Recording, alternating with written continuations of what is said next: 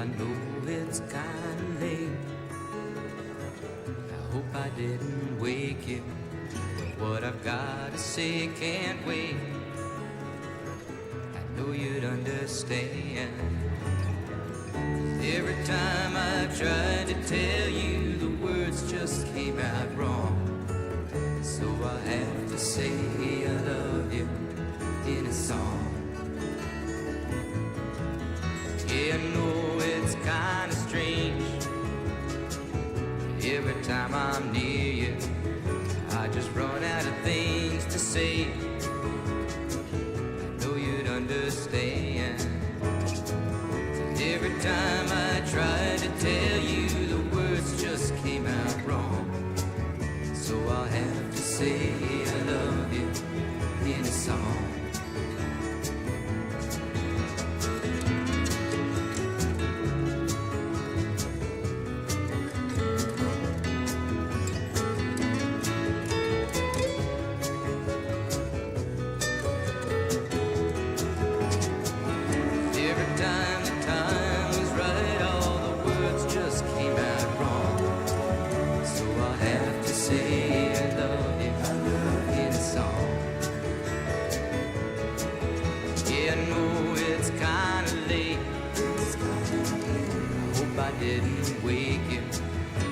Something that I just gotta say, so you'd understand.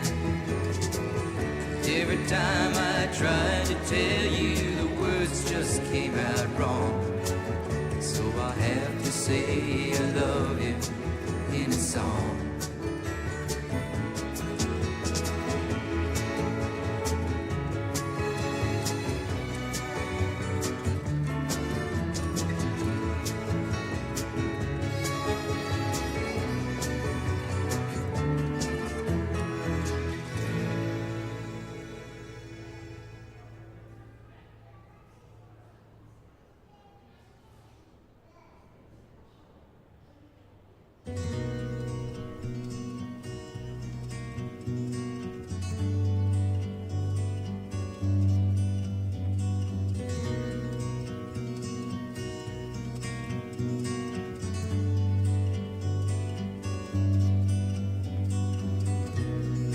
Times I just don't know how you could be anything but beautiful. Think that I'm made for you, and you were made for me.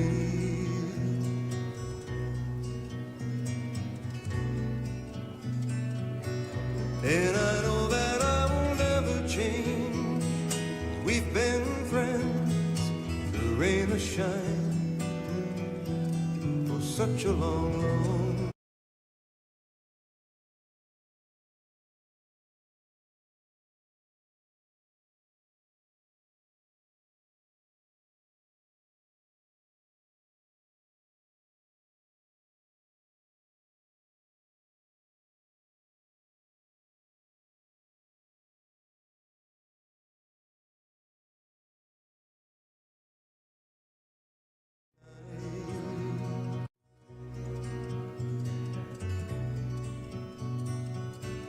And I know that you'll never stray, 'cause you've been that way from day to day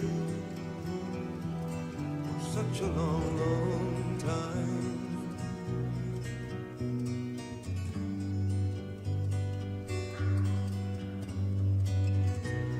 And when you hold me tight, how could life be anything but beautiful? Think that I was made for you, and you were made for me.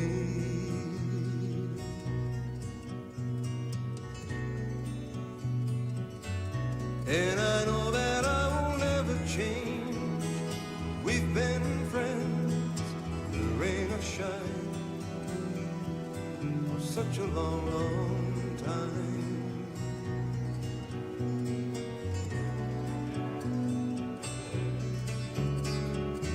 I must say it means so much to me.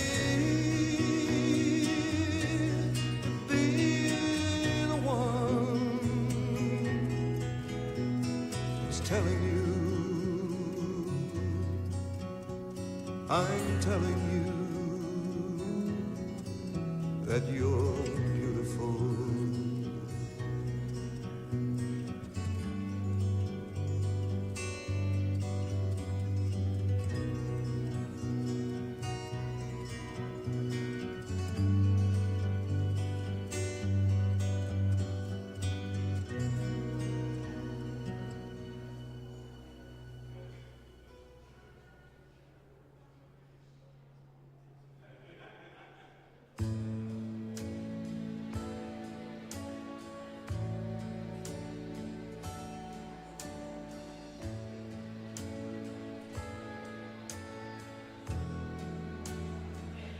I cried a tear,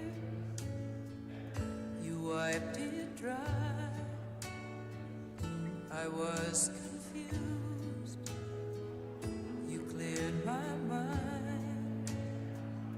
I sold my soul, you bought it back for me and held me up and gave me dignity.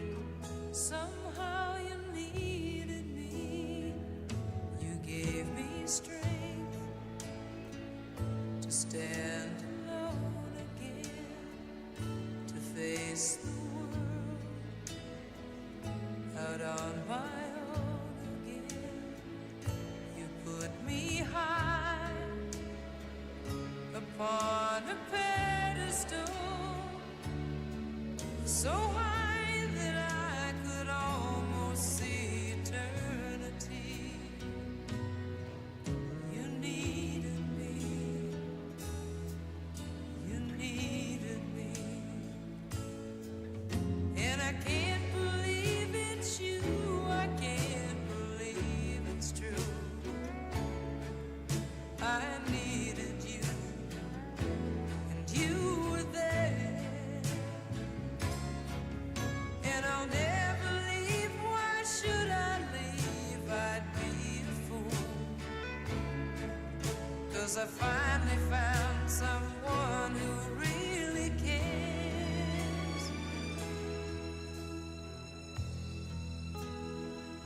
You held my hand when it was cold.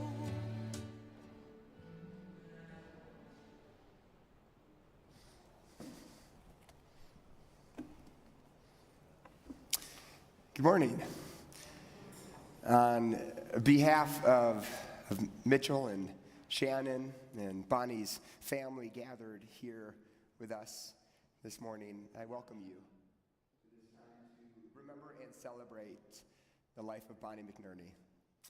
Mother, grandmother, wife, sister, friend, teacher, one who loved people and books and travel and so much more. Your presence here in the sanctuary as Bonnie's friends and community members, those who have gathered with us online, your presence is a gift and a tribute to just a small sliver of the impact that Bonnie's life made in the relationships that she developed over the course of her 85 years. As Psalm 23 says, "Though I walk through the valley of the shadow of death, I shall fear no evil, for thou art with me." And so we gather here in this sanctuary that became Bonnie's spiritual home over 20 years ago to be reminded of God's presence with us in moments like this, moments in which we face the profound loss and the profound heaviness of grief, that we do not walk through seasons like this alone, that we are surrounded by the company of friends and family, and we are held in the great comfort of God's eternal presence. And so even as we mourn today, even as we experience this great loss, may we also give thanks for Bonnie's life, for her presence with us, for the gift of her love and joy and curiosity. And may we find hope that death is not the end. For as Jesus says, "I am the resurrection and the life. Whoever believes in me, though they die, they shall live. And whoever believes in me and lives, they shall never die." Would you pray with me?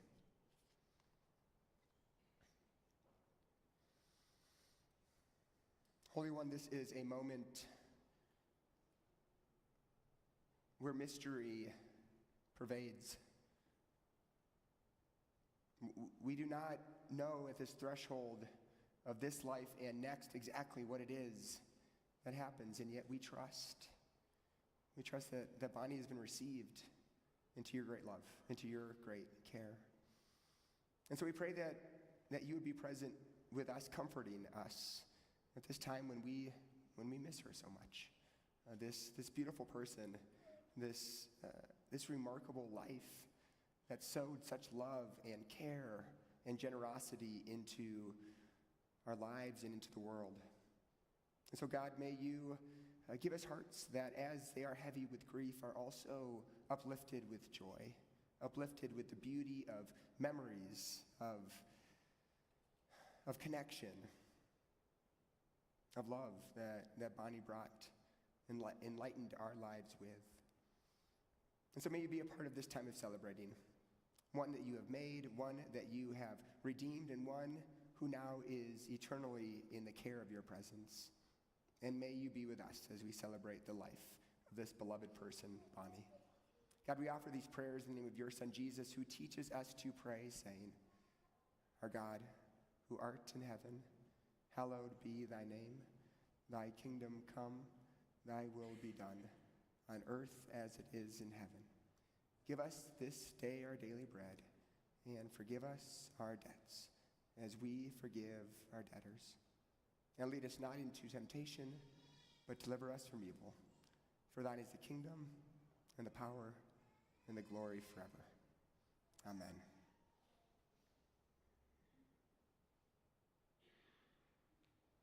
I invite you now to rise for our responsive call to worship.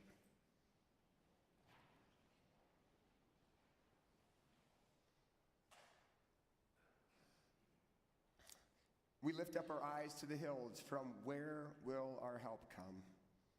Our help comes from the Lord, who made heaven and earth. Whoever dwells in the shelter of the Most High will rest in the shadow of the Almighty. Weeping may stay for the night, but joy comes in the morning. Please be seated.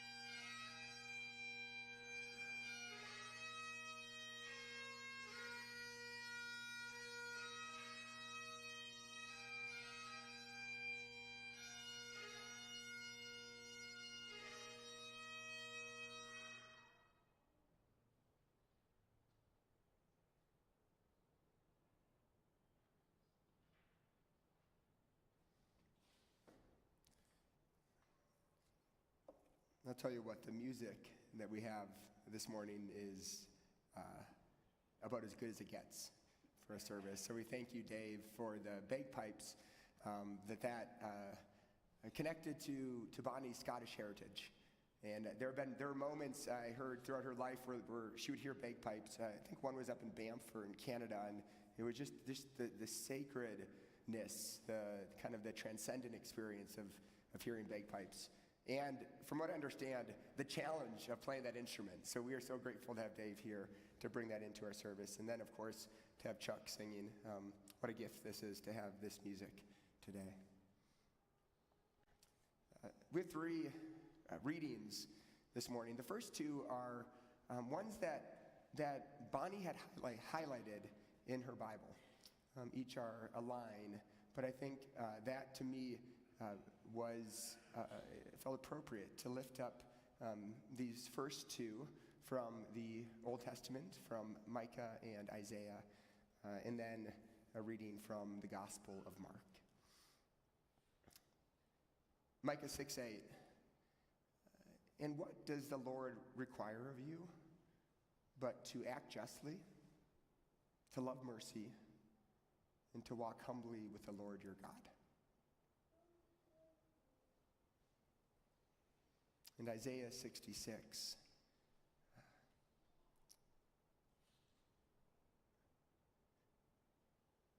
As one whom his mother comforts, so I will comfort you like a mother, and you shall be comforted, O Jerusalem. Some of the imagery in Scripture of kind of a feminine aspect of the divine. Often not a verse that people know of, but Bonnie found it in there. And then Mark 12. There was a scribe that came near and heard Jesus disputing with others. And seeing that Jesus had answered all of those he disputed with well, the scribe asked this: which commandment is the first of all? And Jesus answered, the first is this: hear, O Israel, the Lord your God is one. And you shall love the Lord your God with all your heart, and all your soul, and all your mind, and all your strength. And the second is this: you shall love your neighbor as yourself. There is no commandment greater than these.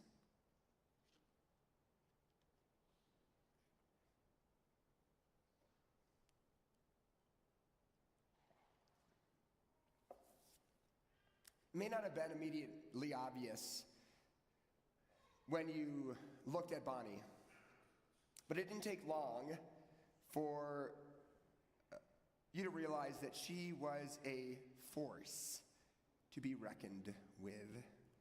And so, having come to know this about Bonnie, I wasn't surprised when I learned from Mitchell and Shannon that when Bonnie got tired of having braces on when she was a kid, she took matters into her own hands, and she used some pliers to remove them. I imagine her parents likely were not pleased by that turn of events, but they could be so proud that they were raising a daughter who unquestionably could accomplish whatever she set her mind to. And Bonnie proved this time and time again in her life. You know, few people choose for their summer vacation to take a trip riding 1,500 miles on a bike with their families, and yet Bonnie did that. And few people, after being diagnosed with Parkinson's, work out for over 2 hours a day to do everything humanly possible to remain as physically healthy for as long as possible. Bonnie did that as well. There was not a challenge that came Bonnie's way that she wasn't willing to face head on. Bonnie was resilient, maybe even a little stubborn, a lot stubborn at times. There was that moment in 6th grade when Bonnie decided that part of the way through the year she was done with school. And Bonnie held out for a couple of weeks. Eventually, after a visit from the principal, she relented and returned. Bonnie was a force to be reckoned with. Now, I think it's important to note that it is unlikely that Bonnie's break from school had anything to do with her lack of interest in learning. Because one of the things that remained true throughout Bonnie's life, and one of the things that I most admired about her, was her interest in learning new things, her openness to learning new things. And I saw Bonnie's desire to learn coming from her fascination for the world around her. She was genuinely one of the most curious people I have ever met. And when I visited her, I loved browsing her bookshelves to see what book I might want to read next. And Bonnie spoke with such pride to me and excitement about what she was learning from Mitchell and Shannon in their fascinating and accomplished careers. I remember on one particular visit hearing that Mitchell was in Peru, I think shooting a documentary, and then she told me about Shannon, who was working at Emory University in their hatchery, their innovation center. I thought, man, how do I become friends with these guys? And I also thought how much of Bonnie was reflected in both of them. And for Bonnie, there was nothing more important in her life than her relationships. And there were no relationships that mattered more to her than those with her family. Her parents and her siblings, Wynn and James, who passed before her. Her brother, Chuck, who will be singing today. Her sister, Celia. I believe you guys talked almost every night. I remember hearing about, I think it was a horse farm that you lived on in Nebraska, and just hearing about the details of life there. Her grandchildren, Kieran and Ella and Silas and Tallulah and Henry, she beamed when she spoke of you every time I would visit. And her sons, Mitchell and Shannon, and daughter-in-law, Kathy. She couldn't have loved you guys any more or been any prouder of you.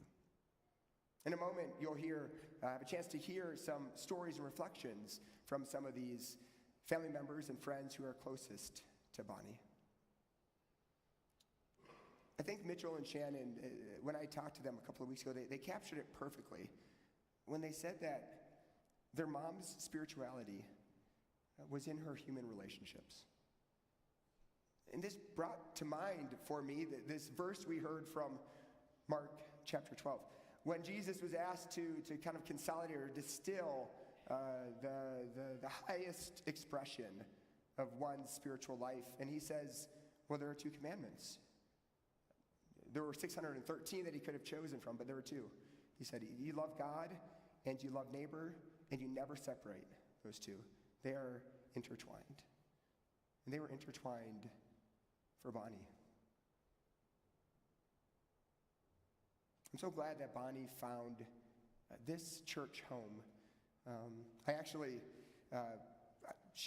When I was first here, when I first arrived 14 years ago, I think she had been here for about a decade, and we were on the fellowship committee for a short while, and it was when Sky was a puppy.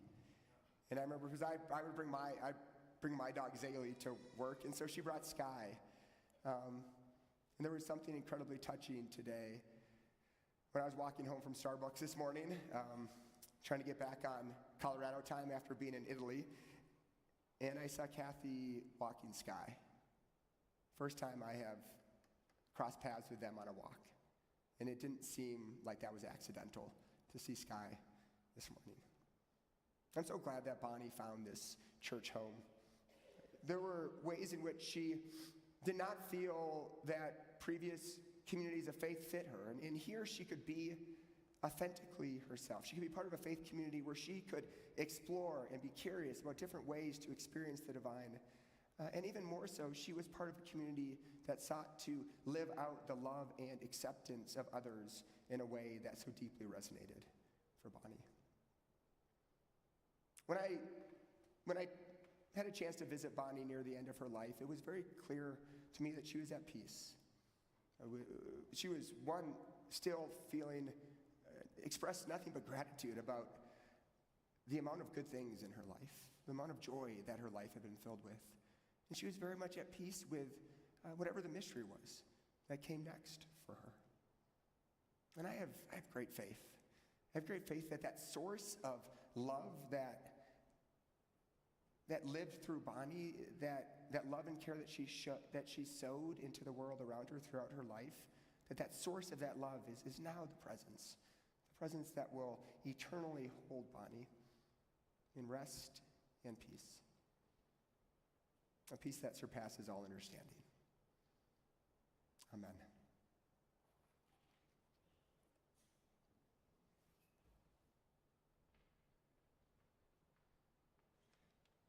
Good morning.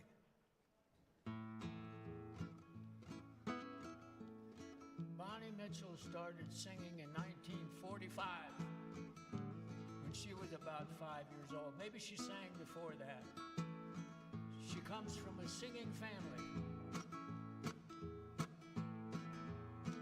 Well, may the world go, the world go, the world go. Well, may the world go when I'm far away. That's the chorus. Well, may the skiers turn and the swimmers churn and the lovers burn. Peace may the president learn when I'm far away. Here we go. Well, may the world go, the world go, the world go. Good. Well, may the world go when I'm far away. Wonderful acoustics here. Probably you noticed it when the bagpipes cut in. Sweet may the fiddles sound, the banjos clang, the old hoedown. Dancers swing round and round when I'm far away. Here we go. Well, may the world go, the world go, the world go. Where may the world go when I'm far away?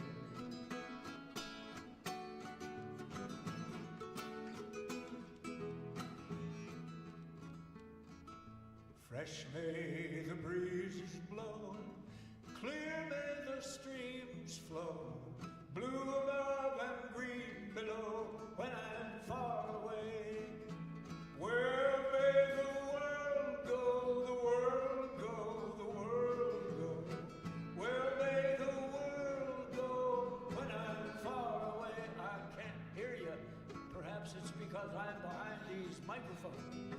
Let's find out what the pitch of the hall is really like. Try to out-noise me here. Ready? Well, may the world go, the world go, the world go. Well, may the world go when I'm far away. Well, may the world go, the world go, the world go. Well, may the world go when I'm far away. One more time. Well, may the world go, the world go, the world go. Well, may the world go when I'm far away.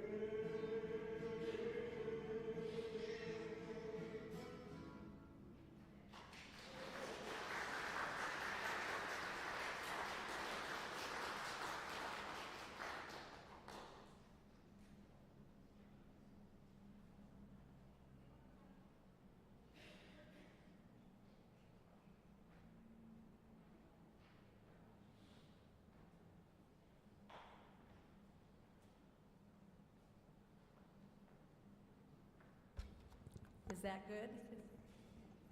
Okay, good. All right. I asked Shannon if I could say a few words from a friend's perspective. Bonny and I have been friends for a very long time. Our husbands both taught at the university. Our kids knew each other. And we did things together like organized walks. And then we graduated into bicycling. Well, she didn't graduate into it. She'd already done that huge family trip. But I have a funny story to tell you about Bonny when we were on a big bike trip. She kind of did an Artie Johnson impersonator, Do many of you remember the Laugh-In? And Artie would, pedal up on his, I think his was a tricycle. Well, we were in Iowa, a beautiful state that many of us have affection for. Well, Iowa has strong winds. And we're pedaling along, and there's a silo to our left. And she's in the front, and as she comes away from the silo, boop, off she goes, just like Artie. Not a word, she just gets back up on her bike and pedals on.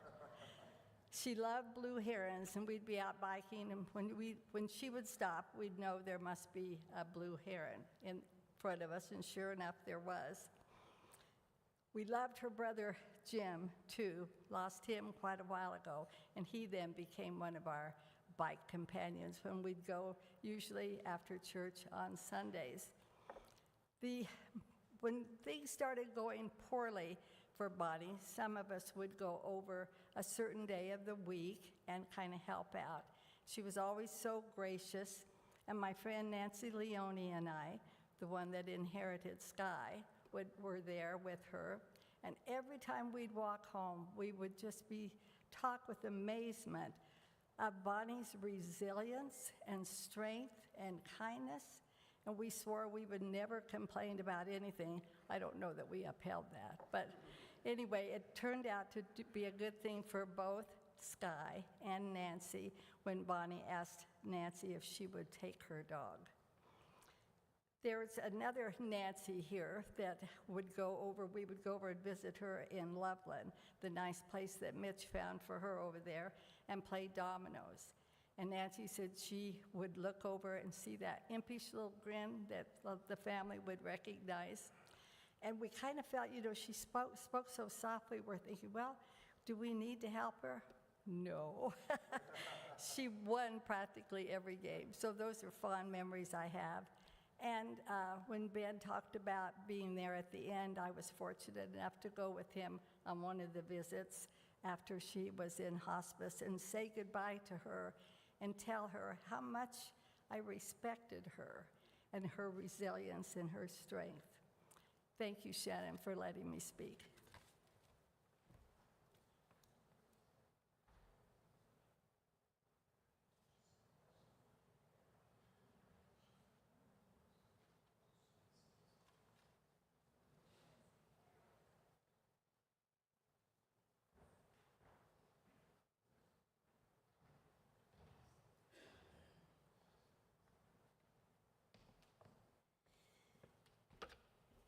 I'm Celia, I'm Bonnie's sister, and I hope I can do this. It made me laugh, the story about 6th grade and not wanting to go to school, and the reason I remember is I was sitting on the porch when the superintendent came, and he was trying to encourage Bonnie to go to school, and she was just, sitting there listening, and you could almost hear her saying, "I hear you, but," and then he left with this ultimatum. He said, "Bonnie, if you are not in school on Monday, I will come here. If I have to dress you and comb your hair, I will. But you will be in school on Monday." And she got up Monday and got dressed and went to school. And that was the end of it, and none of us ever knew why she wouldn't do it in the first place. She didn't hate school. I still puzzle over that and wonder why she did that. And I wanted to, Karen Giebler said she never complained, and I thought that way too. I would go a lot from Nebraska and see her, and I could barely hear her, their little tiny voice. And I said to her once, "Bonnie, you never complain. How do you have a lot you could complain." She said, "You don't live in my head." And I thought, oh, you never say it, but you have these conversations going, and that made a lot of sense to me. Why complain? You have to live with it, so deal with it up there where it's, you can deal with it. And I thought that was pretty amazing. And I want to thank you all for coming. When I look out and see all of you, I think Bonnie's here. And that's the way we'll keep her here, is with us and telling her stories. living the kind of life she'd like to see us live. With a lot of compassion and a lot of laughter, a lot of bravery. So I wanted to thank you and tell you in those ways Bonnie's with us all the time. Thank you.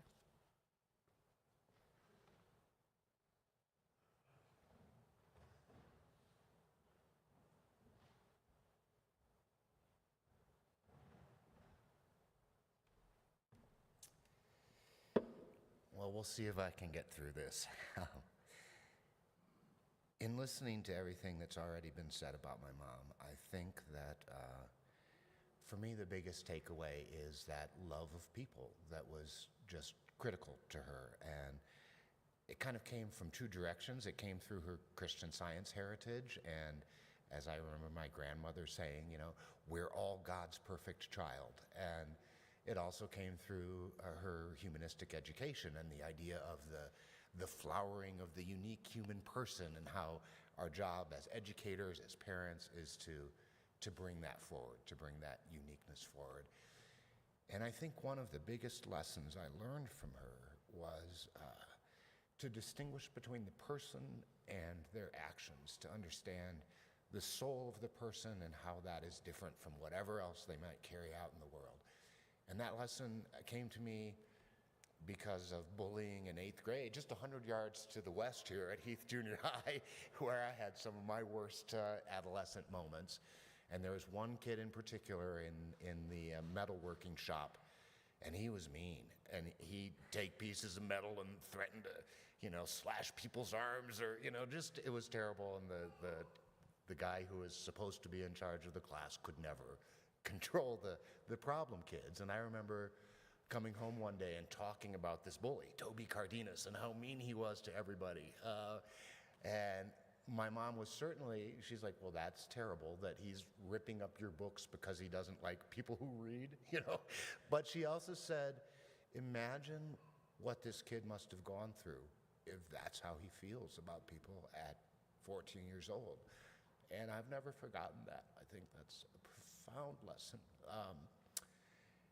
And I saw that in her, in the way that she chose gifts for people, grandkids, kids. Like she looked into people and saw what it is they most wanted or needed, sometimes when they didn't even see it themselves. And I will miss her gift giving, because she always came up with the perfect thing for somebody, the perfect thing.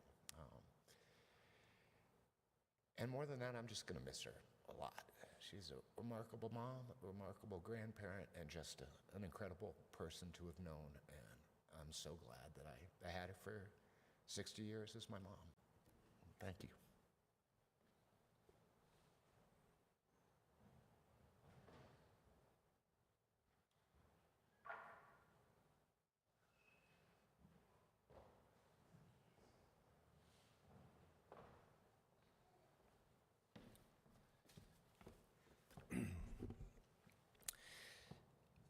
So this is difficult. Well, and I'm realizing partly because my bifocals hit in exactly the wrong spot. So first and foremost, because Bonnie was my mom, and I loved her greatly, and I miss her greatly. But also because it's hard to decide what to say in a moment like this. This is partly due to the pressures of finality. No matter what name you give a ceremony like this, it is the closing chapter of a book, and the words matter. And in that context, add the pressures of family. For my mom's, as you've seen, is a family of teachers and scholars, writers and editors, songwriters and poets. And to join them in an act of saying goodbye is to be doubly aware of the insufficiency of words. But there's another reason why I'm not quite sure what to say today, and that is that my mom always kept certain mysteries to herself. There were things that I was very certain of. She loved being a mother as often and as fully as anyone could love parenting a couple of rogues like us. She loved being a grandmother fully and unconditionally, and she extended that love to my friends and made her home a welcome place for them all. And Many of them are here today to attest to that. She loved children generally, their openness, their promise, and ability to learn.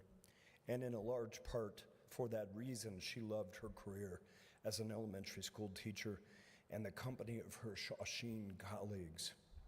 She also loved staying fit, being outdoors, and seemed most at ease along the Platte and in the Rockies. And she enjoyed the fellowship she found through faith, both at St. Mary's and most enduringly here at First Congregational. But alongside those certainties moved mysteries. And while I knew so much about my mom, I rarely had a sense of what she was thinking or feeling. In my eyes, she moved through life with, or like the blue herons she loved seeing along the river and that decorated her house. Slow and deliberate, lithe and graceful, quiet and focused. And often one didn't have a sense of whether she was just sunning or fishing until in a flash, her goal was achieved. This elegant reserve gave me a sense that she was always holding back certain stories that would just be so very fun to know. And so I spent many of our frequent conversations during her last years testing that impression, trying to see if I could get her to spill the beans. And only in her final year did she start to share stories that I'd never heard before. Not volunteering such information, mind you, but answering my same old questions in new ways. The year you graduated high school, I said, was 1958, and college in 1962. The glory days of rock and roll. Is it really true that you never really listened to it? Well, we only really listened to Broadway musicals at home, she said, in that small but indomitable voice of her final years. But I do remember dancing with your father in high school to In the Still of the Night, and I've always loved that song. So that was cool to know. So I redoubled my efforts with such questions, and about a week before her passing, she shared another gem. I mentioned that I was planning a fall 2026 trip to New York with my daughter Tallulah to show her the sights of one of my favorite places before she heads off to college. She quietly said, "Dad took me to New York with him on business when I was 13 or 14. We went to see The King and I on Broadway with Yul Brynner." So you saw Yul Brynner in the original production of The King and I and never mentioned it, I was about to say, before she continued. Then Dad took me to dinner at Sardi's and Yul Brynner stopped by. Oh, I said. Took me a minute to even find the question, but I managed. Did you meet him? Oh, yeah, she said matter-of-factly. He stopped by our table to say hello, and when we told him we'd traveled to New York to see the show, he sat down to talk with us for 10 or 15 minutes. He was very nice. Oh, so I don't really remember what I said at this point, but I do remember what I thought, which was, wait a minute. I worked at Turner Classic Movies for a decade and shared dozens of stories with you about meeting the stars of your youth. And it didn't dawn on you to mention that you and Grandpa Scott hung out with Yul Brynner at Sardi's? And that was all there was to it. She was off to dinner and we said our goodbyes, and about a week later, her time to share such stories had passed. And for a few months, that made me very sad. As sad as the fact that our routine daily conversations were over, and I wouldn't know if it was an exciting orange chicken night that night in the cafeteria or a dreaded hot dogs and baked beans night. But eventually, I realized I was grateful that the time for such stories had naturally run its course, and that she had undoubtedly kept many to herself, because that elegant hint of mystery will always stay with her. So I too will stop with the stories and share the only words that seem to matter in this moment. Goodbye, Mom. I'll miss you, and I love you. And I want to thank you all for being here to remember her as well, and for sharing in her story. Thanks.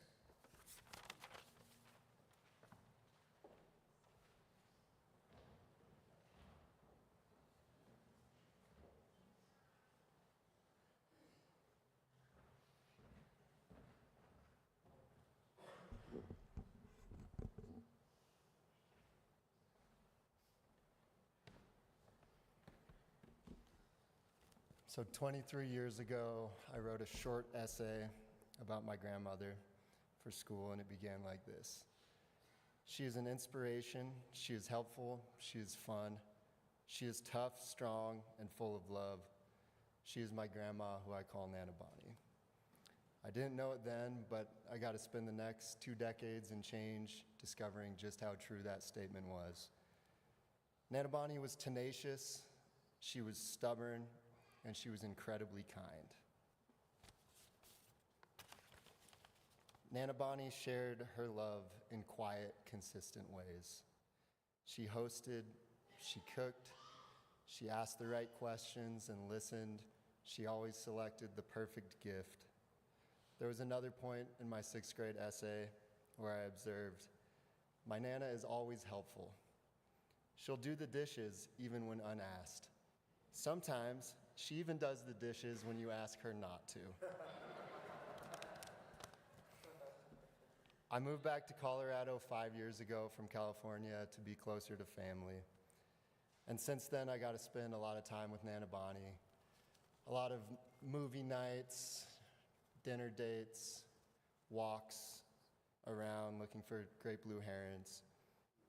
And I can't count the number of times these last few years where she would whisper in her strained, quiet voice, and I would have to lean closer to hear her because I couldn't believe how crass and unexpected whatever statement she had made was. And I really had to be like, did I hear that correctly? Is that really what Nana just said?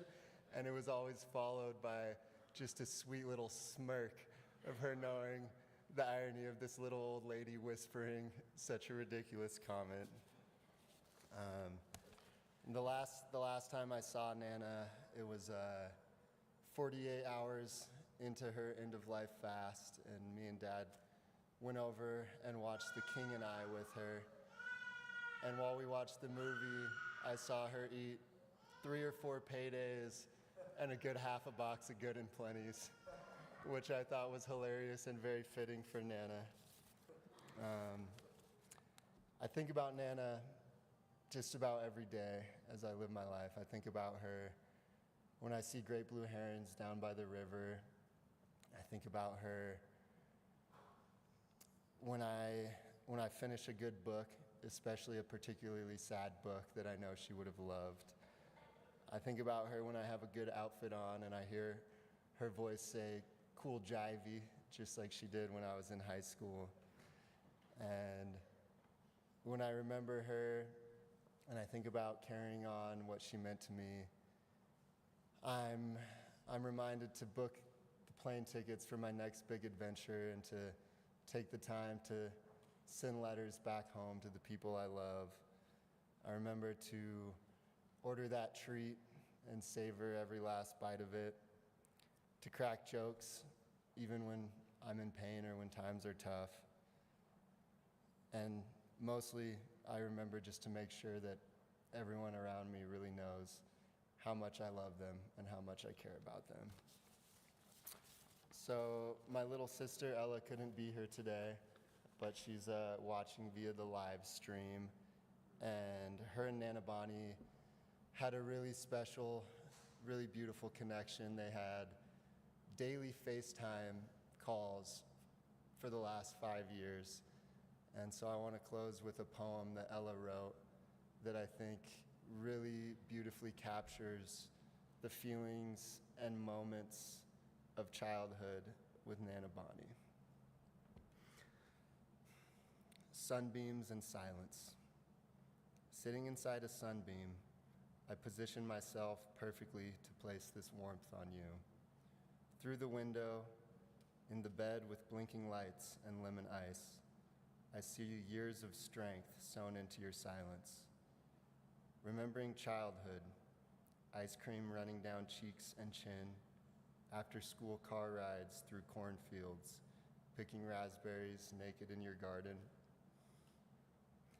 Sprinklers in the backyard, swinging on the porch until bedtime, watching lights dance across rooftops, walking through willows, witnessing blue herons dance against the sky, learning to live, how to love ketchup on mac and cheese, how to enjoy stillness, how to be present. Sitting inside a sunbeam, I am a reflection of your light, a beam of your love. Thank you.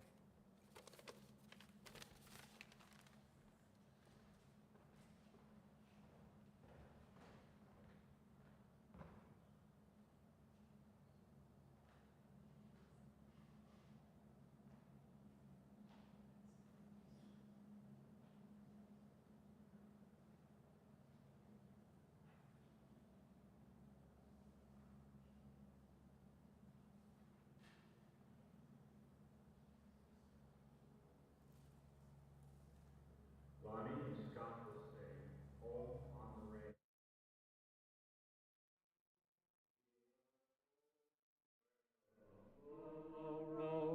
Where the deer and the antelope play, where seldom is heard a discouraging word, and the skies are not cloudy all day. Home, home on the range, where the deer and the antelope play, where seldom is heard a discouraging word, and the skies are not cloudy all day. Carol and Wynn would like to do for you their arrangement of Mockingbird Hill. When the sun in the morning peeps over the hill and kisses the roses round my windowsill, then my heart fills with gladness when I hear the trill of the birds in the treetops on Mockingbird Hill. Tra-la-la, tweedledee, it gives me a thrill to wake up in the morning to the mockingbird's trill. Tra-la-la, tweedledee, there's peace and goodwill. You're welcome as the flowers on Mockingbird Hill.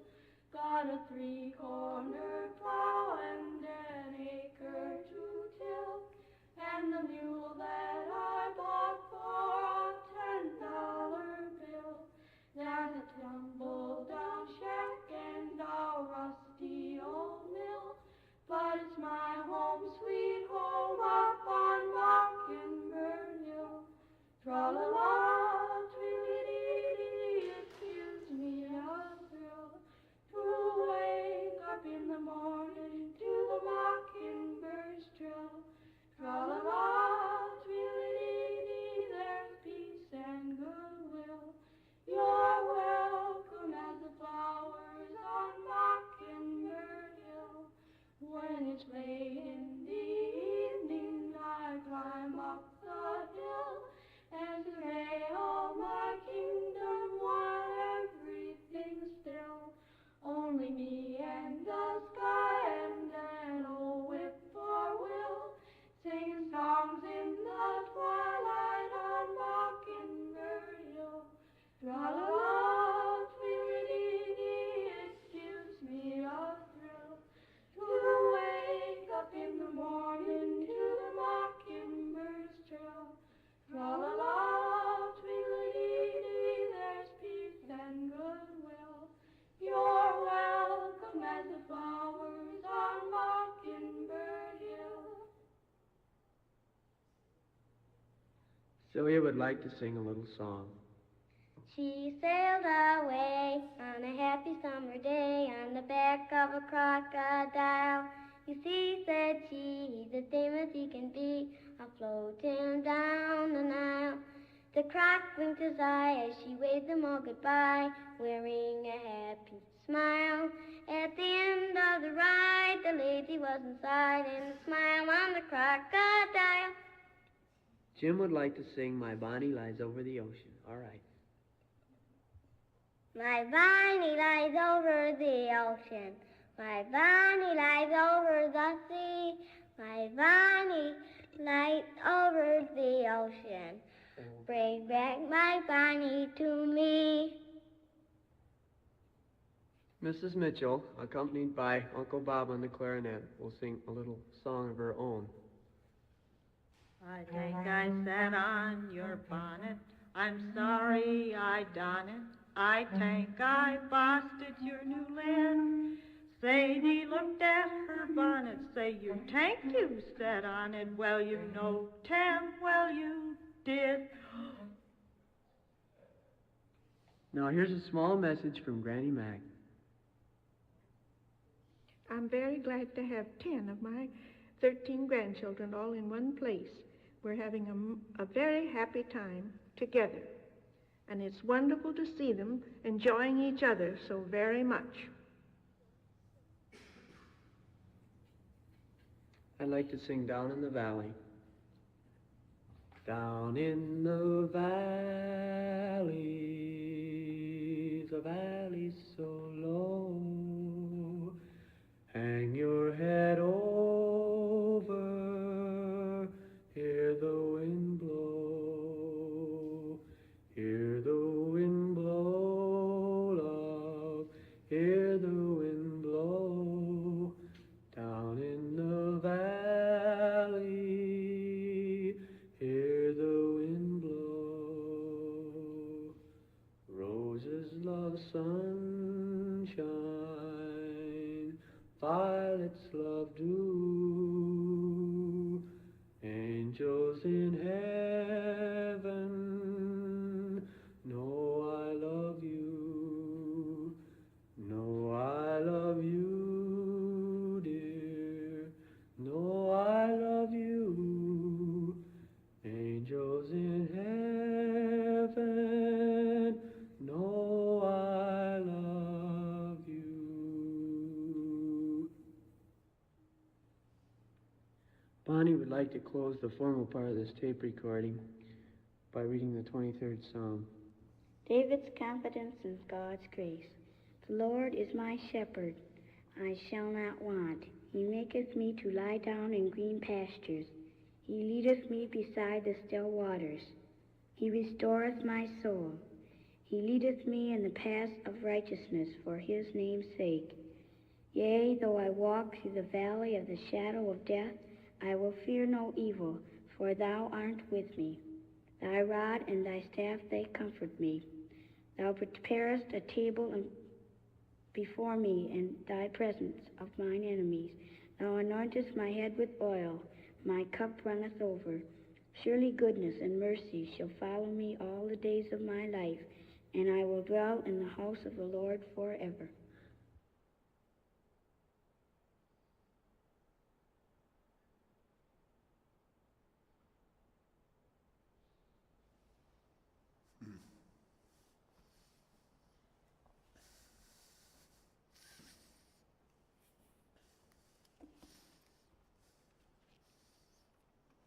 Bonnie spoke about her spiritual discipline of silence, of holding space each day where she would sit centered in the presence of the moment.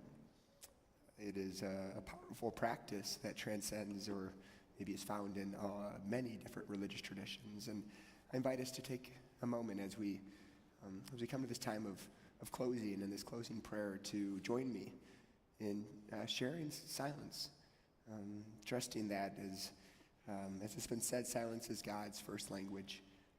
May we be open to a sense of, in the silence, of fullness, of communing with God and with Bonnie. And so would you join me?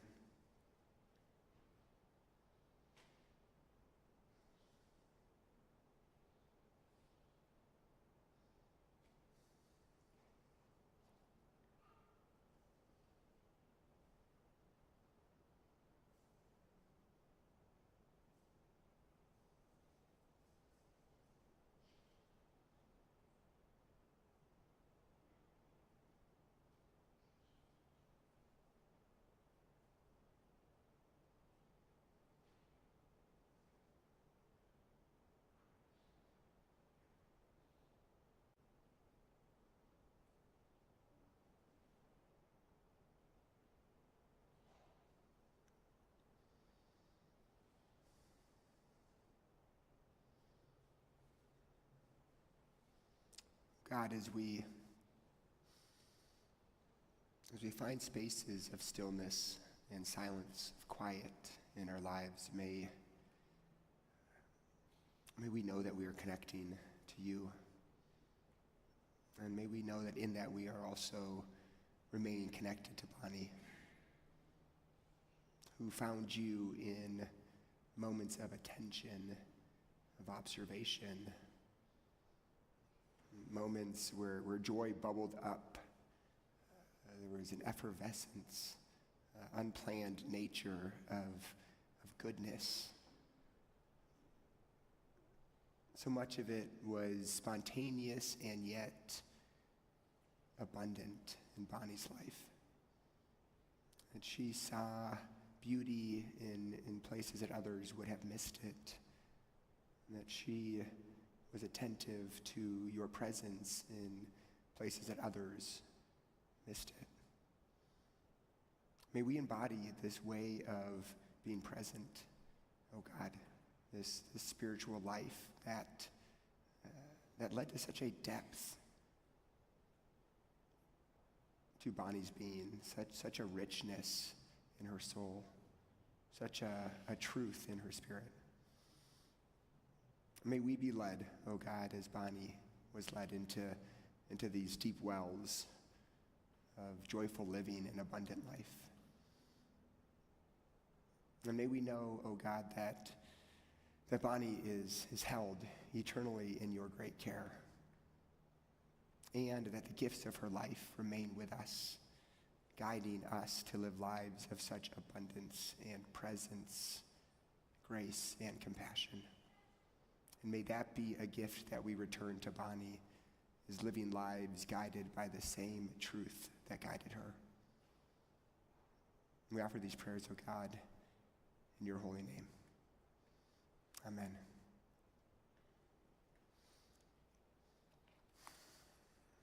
Friends, we are invited to share in a meal after this time of celebration of life in the sanctuary. It'll be in Chadwick Hall, which is right behind us. If it was Bonnie's choice, we probably would all be heading to the Egg and I, but they could not accommodate 100 people there at this moment. No, it'll be a wonderful meal. We are grateful for the caterers and for Mitch and Shannon for lining up this meal for us. I thought it was fitting because of the eclectic nature of Bonnie's spirituality, that she saw truth where truth was. She didn't need to define with doctrines or borders or boundaries. And so Buddhism was a place where she often found that truth was being revealed to her. And one of the teachings that Mitch found among her stuff was a Tibetan Buddhist prayer. So may we receive this as a sacred charge that both led Bonnie through her life and also that she would give for us to be guided in our lives. May you be at peace. May you remain open. May you awaken to the light of your own true nature. May you be healed. May you be a source of healing for all beings. Amen.